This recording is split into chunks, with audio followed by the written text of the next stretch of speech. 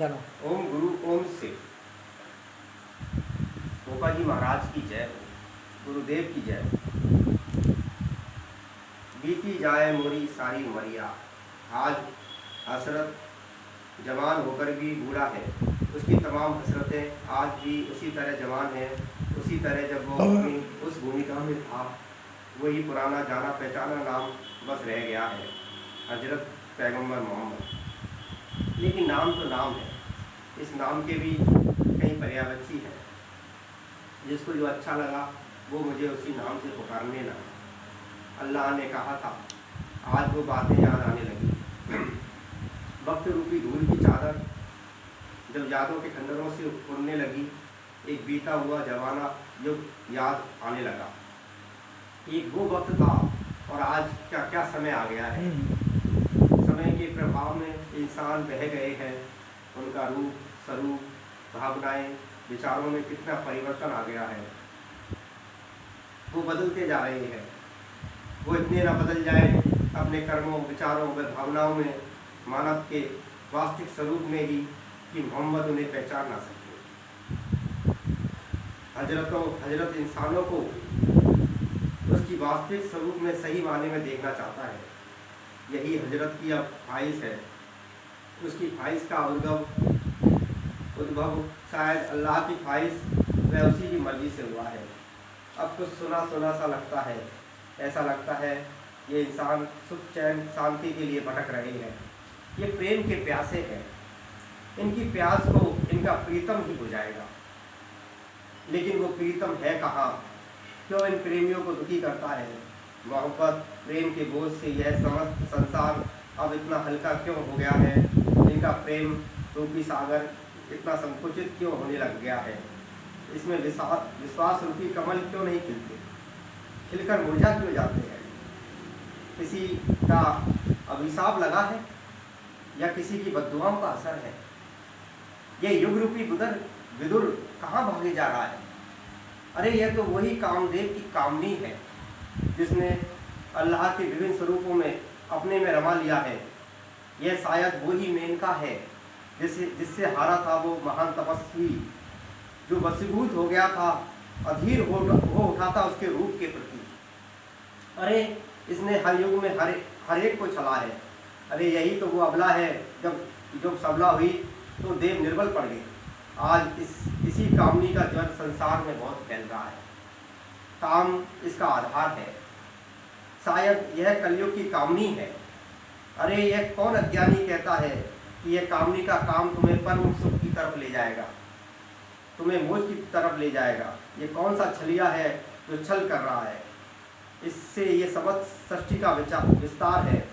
लेकिन विस्तार का नाम लेकर अल्लाह के उस स्वरूप सुख को हासिल करना वे आधार है, वे बुनियाद है। अरे वो सुख है का वहाँ नहीं है। यदि वो सुख है तो वो सुख का सागर, उसका मालिक तुम्हारे अंदर ही है। वही है वो सिंधु सागर, उसी में सोया है तुम्हारा दाता परवरदिगार करुणानिधि। वो दाता जो करुणामय है, उसको तुम हिचकोरे देकर जगह क्यों नहीं देते? ये हिचकोरे जो सत्य, कशिश, भोलेपन, उदारता, मोहब्बत से उठकर उसको सुख से चेतन में परिवर्तित कर देंगे। वो चेतन व अचेतन में रहता है। जब इंसान उसके सम्मुख होता है तो वो चेतन हालत में रहता है, और जब इंसान उससे विमुख होकर कामनी के काम को आधार मानकर रहता है तो वो उससे विमुख हो जाता है। कामी इंसान में कहाँ इतनी शक्ति कि वो अल्लाह के सम्मुख हो सके? उसकी शक्ति को कामनी ने शक्तिहीन कर दिया है। कामी ज्वर से वो कांप कर वो इसे सुख समझ रहा है। अरे यह ज्वर उसको मिटा देगा, उसके अंदर से खुगला करके एक जिंदा लाश बना देगा। यह ज्वर हर एक को खून चढ़ता है। आज संसार की मौजूदा हालत को देखता हूँ तो लाखों करोड़ों इंसान इस ज्वर से पीड़ित है। यह ज्वर हर युग में विद्यमान रहा है, चाहे वो सतयुग हो, चाहे वो त्रेता युग हो, चाहे वो द्वापर युग हो, और चाहे ये कलयुग। लेकिन इस ज्वर की तेजी इस कलयुग में तेजी से बढ़ती जा रही है। तेजी इंसान को जलाकर खाक ना कर दे। इस ज्वर की तेजी पर अंकुश लगाना होगा। इसमें कामनी का कोई दोष नहीं है। भाई ये दोष है तो उस काम प्रवृत्ति का, जिसे नर और नारी दोनों अपने आगोश में ले लिया है। इस काम के रूपी कर्म से संसार की सृष्टि का विकास है। इस काम के वशीभूत होना इंसान की सबसे बड़ी कमजोरी है। इस कमजोरी से इंसान हारा है, अपने अस्तित्व से, अपने वास्तविक स्वरूप से। काम रूपी मृत तृष्णा ने इंसान को हर गुनाह, पाप, जुल्म, खून खराबे करने पर मजबूर कर दिया। ये काम रूपी मृग भाग रहा है और भागता रहता है तृष्णा, जिज्ञासा, प्रलोभन, काल्पनिक आनंद रूपी रेगिस्तान में। ये काम रूपी मृग उस आनंद का पूर्णांक नहीं है, क्योंकि वो अपने में पूर्ण रूप से है ही नहीं। वो तो इंसान की इच्छाओं, भावनाओं का जो कुदरत ने उसे दी है, उसका अपभ्रंश मात्र है। इस अपूर्ण में कहाँ स्थायी पूर्णांक आनंद स्वरूप मिल पाएगा। इस पूर्णांक की तरह उससे बनाते मिटाते उसकी ओर बढ़ते हुए मैंने विभिन्न इंसानों को देखा है। आधुनिक प्रकाश में यह नशीली पदार्थों के सेवन का धुआं इंसानों को उसके वास्तविक आनंद से दूर ले जा रहा है। वो इसे आनंद समझ रहे हैं, लेकिन ये आनंद उन्हें एक अंधकार की तरफ ले जा रहा है। यह अंधकार इस हजरत को अब स्पष्ट नजदीक आता हुआ दिखाई दे रहा है। सुख की चेष्टा से बढ़ते हुए इन मानवों को इस रास्ते पर आगे बढ़ने से रोक दो। अल्लाह से कह चुका हूँ कि अल्लाह देख ये डूब रहे हैं धीरे धीरे इस काल्पनिक सुख रूपी अंधकार की तरफ। इन मानवों को सही ज्ञान रूपी प्रकाश से प्रकाशित करो। यह ज्ञान रूपी प्रकाश अब इस कलयुग में बहुत ही कम इंसानों में इस मोहम्मद को नजर आता है। उसको असत्य नजर आता है, तो ये असत्य रूपी काला धुआं।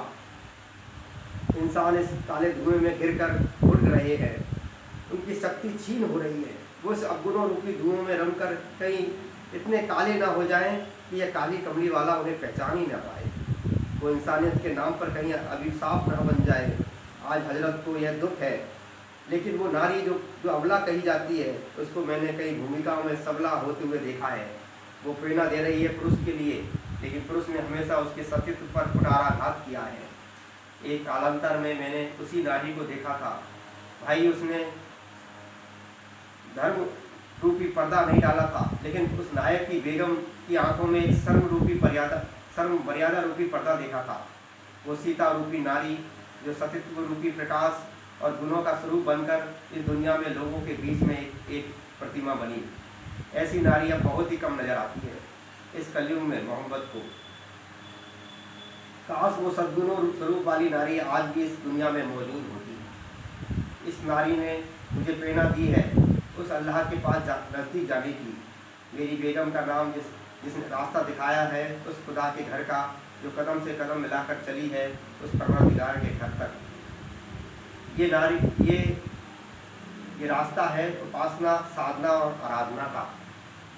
तो चांद भाई स्वयं भी जब अपने जिस्म सहित अपने उस प्रारंभिक भूमिका में जब अल्लाह को ढूंढने निकला था इस दुनिया में, तो वो मुझे कहीं नहीं मिला।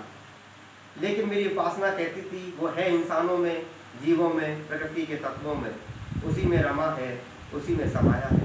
लेकिन साधना कहती थी कि मोहम्मद तुम इस वक्त साधक, तुम्हारी साधक हो, तुम्हारी साध्य देव वो खुदा है, तुम्हें वो ऐसे नहीं मिलेगा। इसलिए मत भटको, मत ढूंढो उसे, मेरी बात का विश्वास करो। वो छुपा हुआ है, वो तुम्हारे ही अंदर, तुम्हारे ही शरीर में। जब वो मुझ में छुपा है तो मैं कौन हूँ? एक जवाब मिला मेरे दिमाग में उठा, नहीं, मेरा मैं कभी खुदा नहीं हो सकता। वो कहती रही तेरा मैं मन है। यदि मेरा मैं मन है तो आत्मा क्या है और वो परमात्मा क्या है? उसने स्पष्ट किया, हजरत इंसान का मैं यकीनन मन है। ये मन जो आत्मा के ऊपर आवरण बना रहता है, ये आवरण अपेक्षा, आकांक्षाओं, अभिलाषाओं, भावनाओं, रसिक भोगों का सामूहिक बुलंदा स्वरूप है। यह आत्मा से उत्पन्न होकर आत्मा परमात्मा के बीच एक दीवार खड़ा करता है। इस दीवार को हटा दो, तेरे मैं रूपी मन को मत कर, निर्मल कर, और फिर इस मन रूपी रस्सी के सहारे आत्मा रूपी सागर में गोता लगा, ढूंढने की कोशिश कर। मेरी बात का यकीन कर, वो वहीं है, उसी सागर में है, उसी सागर में है, चेतन स्वरूप में, एक स्पष्ट स्वरूप में नजर आएगा। मत ढूंढ उसे मंदिर में, मत ढूंढ उसे मस्जिद में, मत ढूंढ उसे गिरजाघर में। लेकिन भाई इस मन रूप की दीवार को हटाना बड़ा मुश्किल है, क्योंकि ये मन ही तो है जो इंसान को उस खुदा तक सहज में ले जाने से रोक देता है। यकीनन भाई इस दीवार को मैंने अपने कसे विश्वास रूपी औजारों से और साधना, उपासना और आराधना के सारे उस दीवार को तोड़ा था। चांद भाई तुम भी जल्दी से तोड़ दो, गुरु तुम्हारे साथ है।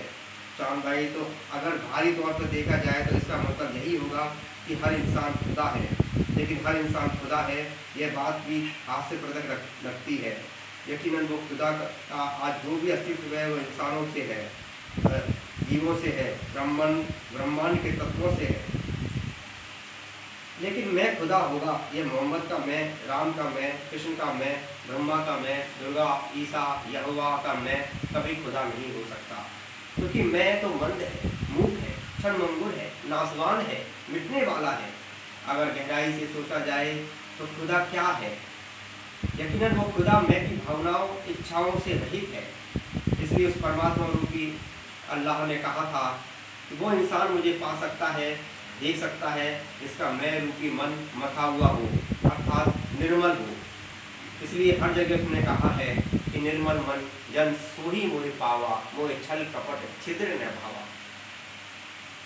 तो आज सागर का जो भी अस्तित्व है वो प्रत्येक पानी की बूंद से है, सूर्य का जो भी प्रकाश है वो प्रकाश की प्रत्येक किरण से है। लेकिन प्रत्येक बूंद सागर नहीं हो सकती, लेकिन प्रत्येक किरण सूर्य के समान नहीं हो सकती। इसलिए पानी की बूंद का यकीनन अपनी जगह अस्तित्व है, आधार है, क्योंकि उसी के संयोग से जल रूपी सागर का अस्तित्व है। लेकिन प्रत्येक पानी की बूंद या हर इंसान खुदा है सोचना, निष्कर्ष निकालना गलत है। तो चांद भाई तुम सोचोगे कि मंदिर, मस्जिद, गिरजाघर आदि क्यों बनाए हैं? वो इसलिए बनाए हैं कि हर मजहब रूपी रास्ते को आधार मानकर इन प्रतीकों से इंसान प्रेम करके अपनी प्रार्थनाओं, अभिलाषाओं, आकांक्षाओं को उस प्रभु तक पहुंचाता है। ये सब आधार है, क्योंकि किसी आधार रूपी प्रतीक का होना भी बहुत जरूरी है। इसी आधार पर जो इंसान जीव मन रूपी पर्दे को हटाकर इस आधार के सारे इसके सम्मुख होकर अपनी आत्मा को इन देवात्माओं की भावनाओं रूपी छत्र छाया में रहकर पुकारता है, तो वो परमात्मा उस अल्लाह उन पर रहम करम अवश्य करता है। जिन इंसानों का आत्मा रूपी आधार मजबूत होता है उनको फिर इन देवस्थानों रूपी आधार की प्रतीक की जरूरत नहीं होती, क्योंकि उस वक्त उनका सही ज्ञान रूपी प्रकाश उनको उस परमात्मा की ओर जाने के लिए प्रकाशित करता है। इसलिए साधना, आराधना, उपासना के मार्फत इंसान उस परमात्मा को पा सकता है। इसलिए परमात्मा को पाने के लिए जो सबसे बड़ा रास्ता है वो है साधना, आराधना और उपासना। और मन क्या निर्भर होना चाहिए, और मन पवित्र होगा तभी अपने को ईश्वर के साक्षात्कार हो सकते हैं। ओम गुरु ओम जय गुरुदेव। भोपा बाबा की जय।